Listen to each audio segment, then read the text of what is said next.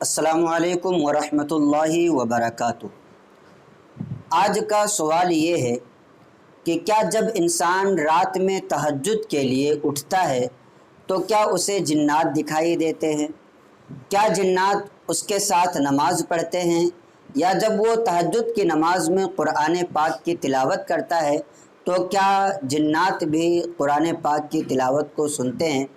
इस बारे में कई भाइयों ने अभी कुछ दिनों पहले भी पूछा और उससे पहले भी लोगों ने सवालात किए थे, तो मैंने सोचा कि आपके सामने इस बात की वजाहत की जाए। आज इंशाअल्लाह तबारक व तआला इस क्लिप में पूरी वजाहत आपके सामने पेश की जाएगी। उसके लिए मैं आपको एक बुज़ुर्ग का वाक़या बताता हूँ और एक हदीस मुबारक भी आपके सामने पेश करूँगा। हज़रत सय्यदना सफ़वान रहमतुल्लाहि ताला अलैह जब रात में तहज्जुद की नमाज के लिए उठा करते थे, जब तहज्जुद के लिए बेदार हुआ करते, तो उनके घर में रहने वाले जिन्नात भी उठा करते थे। यहाँ पर एक बात और भी आप याद रख लें कि जिन्नात में भी कुछ नेक होते हैं, अहले ईमान और मुसलमान होते हैं, और कुछ बुरे होते हैं।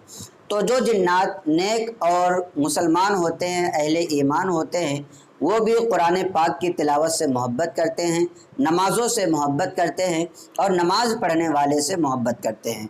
तो हज़रत सय्यदना सफ़वान रहमतुल्लाहि ताला अलैह जब रात में उठते तहज्जुद की नमाज के लिए और जब तहज्जुद की नमाज पढ़ते तो उन्हें तरह तरह की आवाज़ सुनाई देती थी, चीखों पुकार की आवाज़ सुनाई देती थी।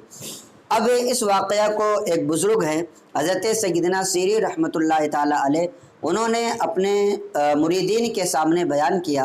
तो एक आलिम ने उनसे पूछा, जिनका नाम हज़रत यज़ीद रक्काशी है, कि इस बात का इल्म हज़रत सय्यदना सफ़वान रहमतुल्लाहि ताला अलैह को कैसे हुआ कि जब वो रात में तहज्जुद की नमाज के लिए उठते हैं तो जिन्नात भी उनके साथ उठते हैं। तो उन्होंने कहा कि हज़रत सय्यदना सफ़वान रहमतुल्लाहि ताला अलैह को इस बात का अंदाज़ा इसलिए हुआ और उन्हें इस बात से पता चला कि उन्होंने अल्लाह तबारक व तआला की बारगाह में रात ही में दुआ की कि मौला मैं तहज्जुद की नमाज के लिए उठता हूँ और मुझे इस तरह से आवाज़ें आती हैं और मुझे वहशत होती है। तो गैब से एक आवाज़ आती है कि ऐ मेरे नेक बंदे, तुम जो ये आवाज़ें सुनते हो ये तुम्हारे घर में रहने वाले जिन्नातों की आवाज़ होती है और वो भी तुम्हारे साथ नमाज़ पढ़ने के लिए उठते हैं और कुरान पाक की तिलावत को सुनना ये पसंद करते हैं। तो ये अहले ईमान जिन्नात और मुसलमान जिन्नातों का हाल है।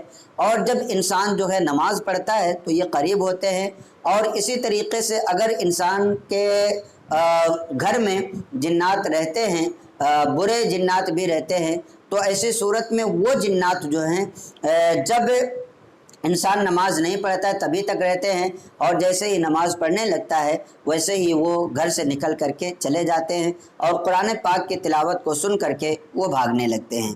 इसी तरीके से एक हदीस मुबारक भी मैं आपके सामने पेश कर रहा हूँ। हज़रत मुआज़ इब्न जबल रदियल्लाहु ताला अन्हु से रिवायत है कि नबी करीम सल्लल्लाहु ताला अलैहि वसल्लम ने इरशाद फरमाया कि जो शख्स तुम में से रात में तहज्जुद की नमाज पढ़े वो बुलंद आवाज़ से क़िराअत करे, यानी कि कुरान पाक की तिलावत जब नमाज में करे तो बुलंद आवाज़ से करे, ताकि उसके साथ जो है फरिश्ते नमाज पढ़ते हैं और साथ ही उसके जिन्नात भी नमाज पढ़ते हैं और क़िराअत भी उसकी सुनते हैं। और जिन्नात और फरिश्तों को कुरान की तिलावत का सुनना, कुरान का पढ़ना, उसका सुनना ये बहुत ही पसंद है। तो इस हदीस मुबारक से भी मालूम होता है कि जब इंसान नमाज पढ़ने के लिए उठता है तो जिन्नात और उसके साथ जो दो फरिश्ते होते हैं वो फरिश्ते भी तहज्जुद की नमाज में शरीक होते हैं, और साथ ही जो नेक और मुसलमान जिन हैं, अहले ईमान जिन हैं, वो भी उसके साथ उठते हैं और उसे कोई तकलीफ़ वग़ैरह नहीं देते। बुरे जिन्नात जो होते हैं, जो तकलीफ़ देने वाले जिन्नात होते हैं, जब बंदा नमाज़ पढ़ने के लिए खड़ा होता है तो वो कोसों दूर चले जाते हैं। जब कुरान की तिलावत बंदा करता है तो वह बहुत दूर भाग जाते हैं। और ये जिन्नात जो हैं عام طور پر اٹھتے تو سبھی کے ساتھ ہیں لیکن ہمیں دکھائی نہیں دیتے، تو اس لیے گھبرانے اور پریشان ہونے کی کوئی ضرورت نہیں ہے۔ جو لوگ باقاعدہ تہجد کی نماز پڑھتے ہیں انہیں چاہیے کہ وہ اپنے اسی طریقے سے اسی معمول پر رہیں، جس وقت میں اٹھا کرتے اسی وقت میں اٹھیں، یا رات میں عشاء کی نماز کے بعد سوئے اور جب بھی آنکھ کھل جائے تو وہ اٹھ کر کے تہجد کی نماز پڑھیں۔ انہیں نہ تو جنات کوئی تکلیف دیں گے اور نہ ہی فرشتے کوئی تکلیف دیتے ہیں۔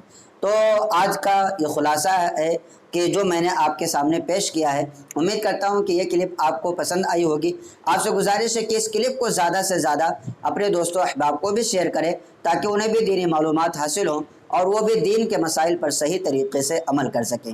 السلام علیکم ورحمۃ اللہ وبرکاتہ۔